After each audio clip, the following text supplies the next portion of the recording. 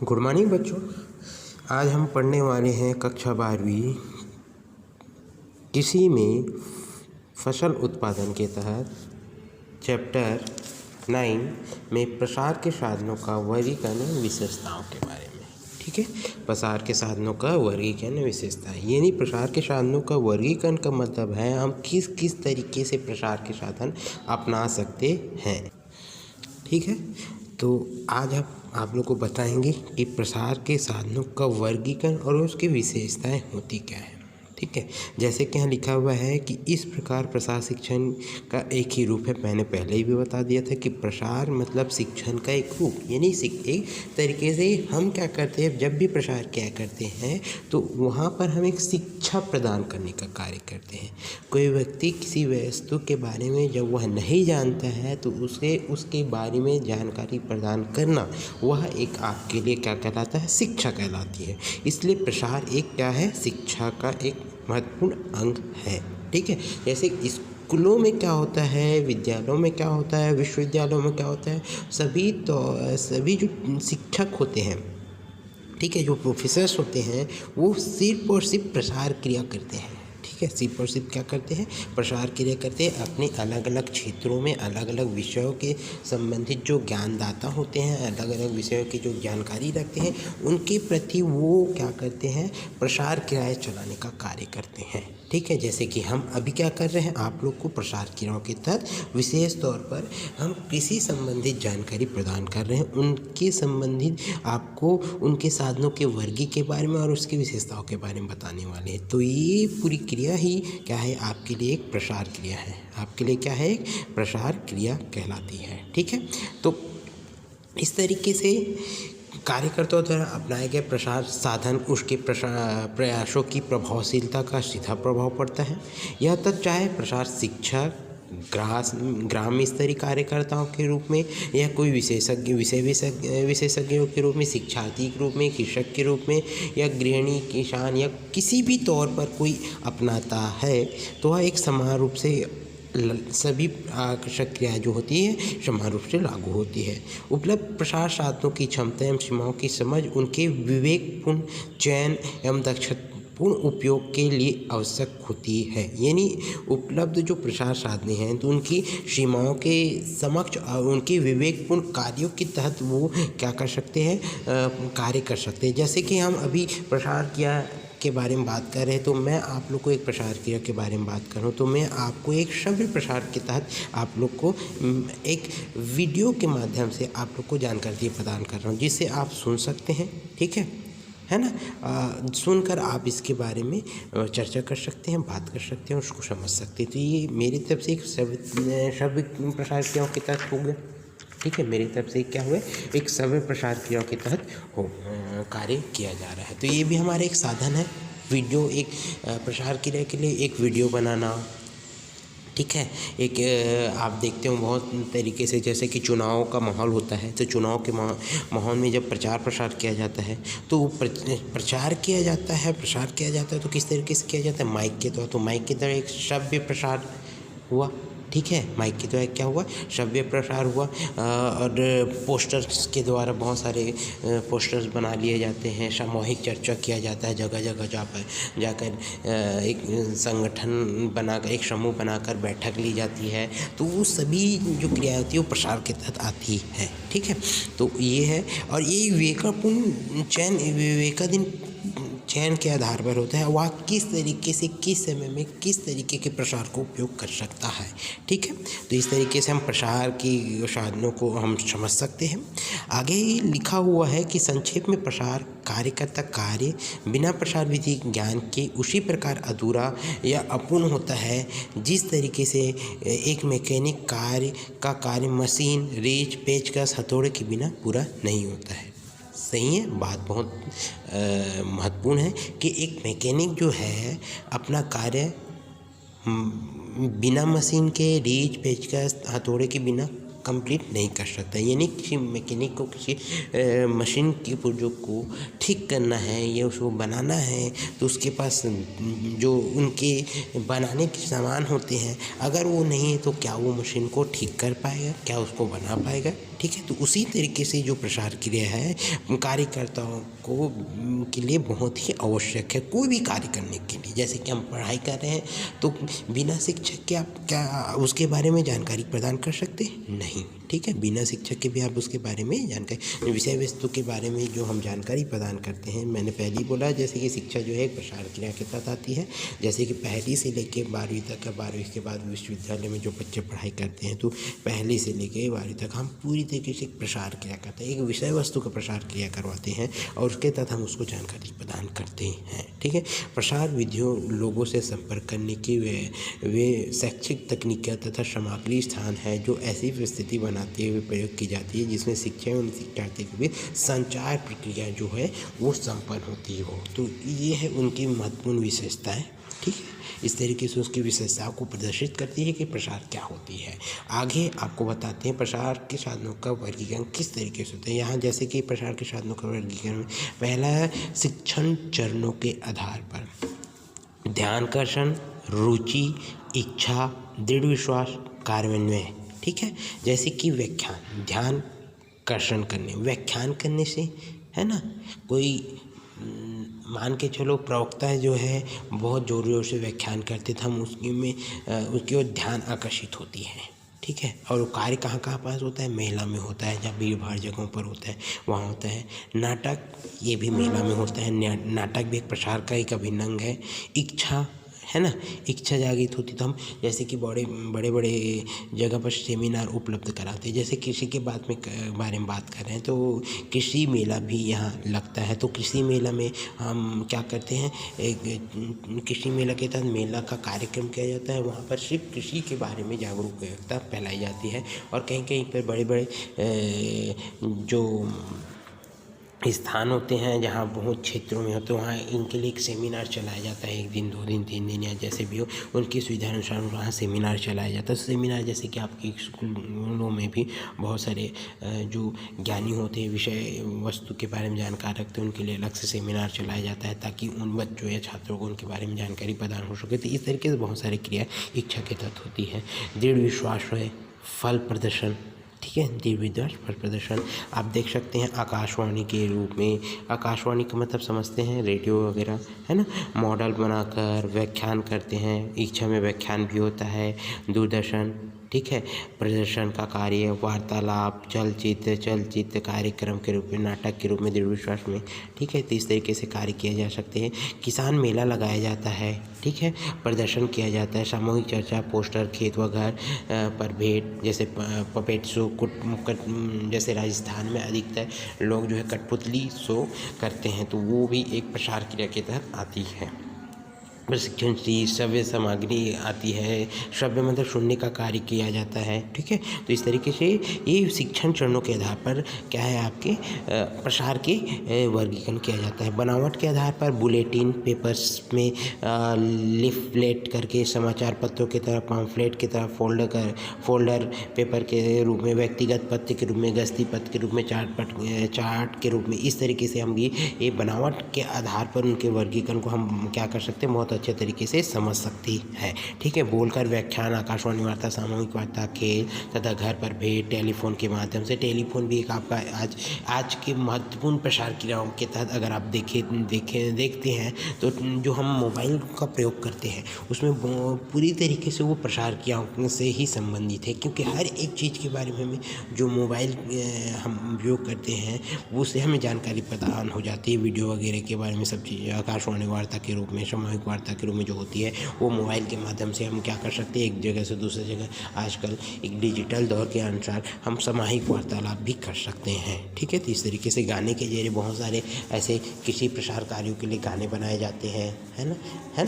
ठीक है, तो गानों के माध्यम से हम प्रसार क्रिया कर सकते हैं। यानी लोगों में जागरूकता फैलाने के लिए बहुत सारे ऐसे गानों को प्रदर्शित किया जा सकता है ताकि उसको सुनकर व्यक्ति जो है उनके बारे में विचार कर सके। ठीक है, आगे है आपका देख सकते हैं संपर्क व प्रयोग के आधार पर खेत, तथा घर पर भेंट, यानी हम जा जाकर व्यक्तियों को संपर्क कर सकते हैं। संपर्क व प्रयोग के आधार पर प्रायोगिकता प्रैक्टिकली कर सकते हैं, जिसके प्रैक्टिकली तौर पर हम जब व्यक्ति से संपर्क करते हैं तो उसके बारे में हम उसको प्रैक्टिकली तौर पर समझा सकते हैं। टेलीफोन कॉल कर के एक भी संपर्क माध्यम में, कार्यालय में बुलवा कर, तो कार्यालय में जहाँ ऑफिस वगैरह बनाया जाता है वहाँ इसके बारे में जानकारी प्रदान की जाती है। व्यक्तिगत पत्र है, प्रदर्शन के बारे में, विधि, फल, कंपोजिट, इस तरीके से बहुत सारी जानकारी जो होती है संपर्क या प्रयोग के आधार पर की जा सकती है। ठीक है, उसके बाद है आप आगे देख सकते हैं। और बहुत सारी चीज़ है जो संपर्क के प्रयोग के आधार पर किया जाता है। पैनल, स्पोजियम, सेमिनार, क्षेत्रीय दिवस भ्रमण, प्रशिक्षण शिविर, दृश्य प्रदर्शन, व्याख्यान है। ये अलग अलग तरीके से सामुदायिक अथवा विराट रूप से हम इसके बारे में विराट रूप से हम क्या कर सकते हैं, संपर्क या प्रयोग के आधार पर प्रसार क्रियाओं को कर सकते हैं। प्रसार क्रियाओं के को अलग अलग तरीके से हम कर सकते हैं। जैसे कि आप देख सकते हैं सामुदायिक अथवा गिरावट में चलचित्र है। ठीक है, दिखाई दे रहा होगा आपको चलचित्र के बारे में।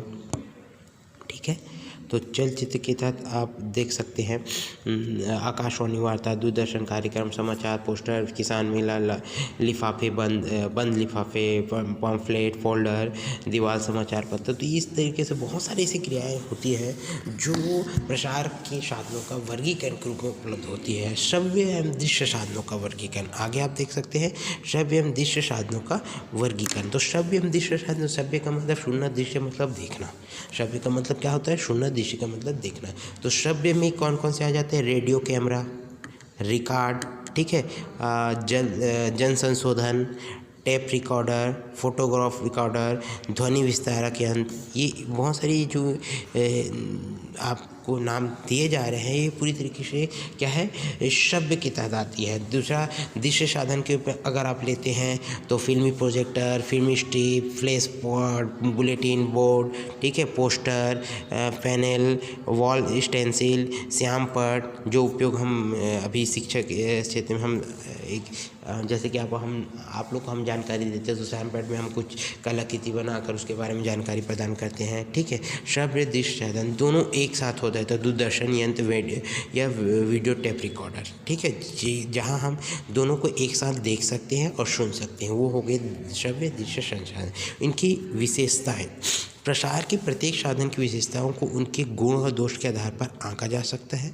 संक्षेप में मोटे तौर पर कुछ प्रमुख संसाधनों के बारे में विभिन्न तरीके से हम उसके बारे में चर्चा भी कर सकते हैं और बता सकते हैं। जैसे संपर्क विधि और तकनीकी सामग्रियों के बारे में। ठीक है, संपर्क विधि और तकनीकी सामग्री, व्यक्तिगत संपर्क है ना, उनके गुण किस तरीके से होते हैं, उनके लाभ क्या हो सकते हैं। हर जगह पर दो पहलू आपको मिलते हैं, गुण और लाभ, गुण और दोष, लाभ या हानि। या तो उनके लाभ, या तो उनको लाभ होगा या तो हानि होगा। दो तरीके से प्रसार क्रिया के दो तरीके से मायने होते। कभी कभी हम प्रसार क्रिया कर रहे हैं लेकिन कभी कभी उस तरीके से अगर वो इंसान अगर उस प्रसार क्रियाओं को लेता है तो कभी कभी उसको हानि भी हो सकती है। ठीक है, तो अलग अलग कार्यों के लिए अलग अलग प्रसार क्रिया कराया जाता है। देखिए कि व्यक्तिगत संपर्क करने से स्थानीय नेतृत्व विकसित करना संभव हो जाता है ना। व्यक्तिगत करने से स्थानीय नेतृत्व विकसित करने के लिए क्या हो जाती है, संभव हो जाती है। विशेष व्यक्तियों से संपर्क होने से अन्यों में द्वेष भाव उत्पन्न होने लगता है, जिसके फलस्वरूप कार्यक्रम प्रभावित होता है। व्यक्तियों के साधनों एवं क्षमता का पता चल जाता है जो कार्यक्रम बनाने में सहायक होते हैं। ठीक है, ये जो है उनके क्या है, गुण हैं। आगे आप देख सकते हैं प्रत्येक व्यक्ति की समस्या एवं स्थितियों का विस्तृत ज्ञान हो जाता है, जिसके आधार पर कार्यक्रम बनाया जा सकता है। कार्यकर्ता एवं कार्यक्रम जो है आप उसमें देख सकते हैं लोगों का विश्वास हो जाता है। ठीक है, समय एवं धन अधिक व्यय होता है। समय एवं धन, व्यक्तिगत संपर्क करने से समय भी बहुत अधिक लगता है और अधिक धन व्यय भी, यानी अधिक धन की हानि भी होने लगती है। ठीक है, इस तरीके से सामूहिक संपर्क आप देख सकते हैं। सामूहिक संपर्क के रूप में आप कुछ क्रियाएं कर सकते हैं। सभी की बात सुनी जाती है, देश जो भाव नहीं पनपता है, समय समूह द्वारा तय प्राय स्थायी हो जाती है और सभी के गठबंधन के साथ सभी के लोगों की जो लोग वार्तालाप करते हैं उनके बातों पर चर्चा की जाती है। ठीक, तो सामाजिक संपर्क जो प्रत्येक मनुष्य की अलग अलग समस्याओं का निदान आराम से हम कर सकते हैं। ठीक है, समूह में पौड़ सीख की क्रिया तेज हो जाती है ना, अडल्ट ब्रेनिंग, है ना, अडल्ट ब्रेनिंग की जो क्रिया होती है वो तेज हो जाती है। यानी समूह में जब हम बात करते हैं तो एक दूसरे के वार्तालाप से हमें एक दूसरे की बातों से हमें सीख मिलती है कि हम क्या क्रिया कर सकते हैं। ठीक है, एक दूसरे की बातों से हम क्या कर सकते हैं। जैसे कि क्लासेस में क्या होती है, हम सामूहिक चर्चा करते हैं। कोई छात्रों को कुछ जानकारी प्रदान नहीं होती तो टीचर्स को या शिक्षक को पूछते हैं, उनके बारे में जानकारी लेते हैं और उन्हीं में बहुत सारे बातें होती है जिसके बारे में हम चर्चा करते हैं। तो वहाँ सामूहिक चर्चा करने से क्या होती है, पौड़ सीख होती है ना। तो जो एडल्ट बर्निंग की क्रिया तेज बढ़ जाती है। यानी बोला जा सकता है कि नए नए विचार उत्पन्न होना तीव्र गति से बढ़ने लगते हैं। लोगों में नए नए विचार होना तीव्र गति से बढ़ने लगते हैं। सामुदायिक संपर्क, गांव में जाकर एक समाज के तहत उनको सामुदायिक चर्चा करके उनको जानकारी प्रदान करना। ठीक है, सामुदायिक संपर्क में समाज, रुचि, व्यवसाय, परिवेश लोगों को होने से कम परिश्रम से उनकी मनोवृत्तीय समस्याएं तथा आवश्यकताएं जानना संभव हो जाता है। हर एक व्यक्ति समुदाय के बारे में हम उनकी समस्याओं से अवगत होते हैं। कार्य में सहयोग कम होता है, कार्यक्रम में सहयोग जो होती है वो कम होती है। ठीक है ना। सामुदायिक संपर्क करने से कार्यक्रम में जो सहयोग होती है कम होती। कम सुविधा होने पर भी अनेक लोग संपर्क संभव हो सकता है। कम सुविधा होने पर जैसे कि हम गांव में जाते हैं, ठीक है, और गांव में जाके हम एक सभ्य तरंगों की तरह हम जानकारी प्रदान कर देते हैं कि आज यहाँ कृषि प्रसार क्रिया चलाई जा रही है, कृषि के बारे में, उन्नत किस्मों के फसलों के बारे में आपको जानकारी प्रदान की जाएगी। तो वहाँ एक की जगह 100 लोग आ जाते हैं, है नहीं, एक की जगह क्या आएंगे, 100 लोग आएंगे। नहीं, पूरे गांव से लोग वहाँ सुनने के लिए आ जाएंगे कि किस तरीके के फसलों के बारे में बताया जा रहा है, किस तरीके से कार्य किया जाएगा, किस तरीके से हम कार्यों को हम कर सकते हैं, उनके द्वारा हम जायजा ले सकते हैं। फसलों में हम किस तरीके से सुविधाओं देकर हम उन्नत किस्मों के फसलों की उत्पादन क्षमता और उनकी उपज को बढ़ा सकते हैं। कम आमदनी में किस तरीके से हम अच्छे तरीके से उन्नत किस्म के फसलों को ले सकते हैं। ये सारी क्रिया सामुदायिक संपर्क के तहत हम लोगों को समझा सकते हैं, प्रदर्शन करके।